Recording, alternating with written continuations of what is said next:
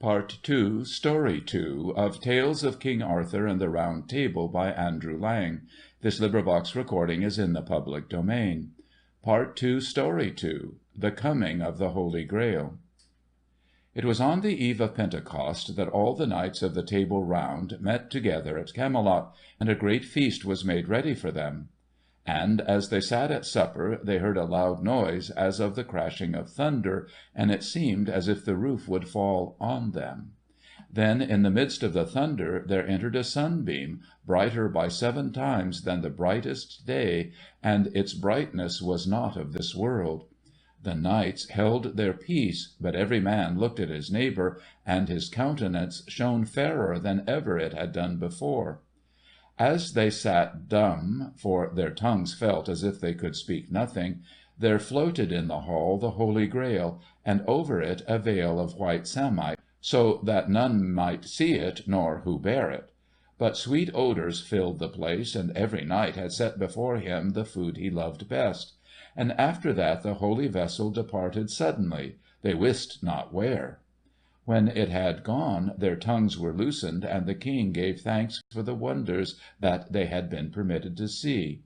After that he had finished, Sir Gawain stood up and vowed to depart the next morning in quest of the Holy Grail, and not to return until he had seen it. "But if after a year and a day I may not speed in my quest," said he, "I shall come again, for I shall know that the sight of it is not for me." And many of the knights there sitting swore a like vow. But King Arthur, when he heard this, was sore displeased. "Alas!" cried he unto Sir Gawain, "you have undone me by your vow. For through you is broken up the fairest fellowship and the truest of knighthood that ever the world saw, and when they have once departed they shall meet no more at the Table Round, for many shall die in the quest. It grieves me sore, for I have loved them as well as my own life." So he spoke, and paused, and tears came into his eyes.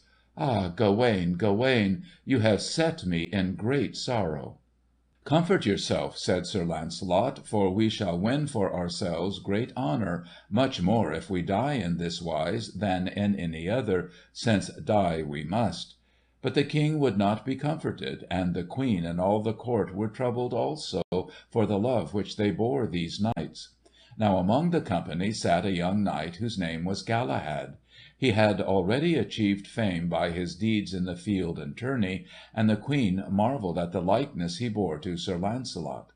She asked him whence he came, and of what country, and if he was the son of Sir Launcelot. And King Arthur did him great honour, and he rested him in his own bed. And next morning the king and queen went into the minster, and the knights followed them, dressed all in armour, save only their shields and their helmets.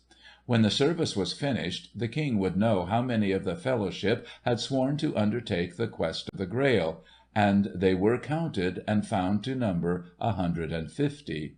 They bade farewell, and mounted their horses, and rode through the streets of Camelot. And there was weeping of both rich and poor, and the king could not speak for weeping. And at sunrise they all parted company with each other, and every knight took the way he liked best. End of Part II, Story 2.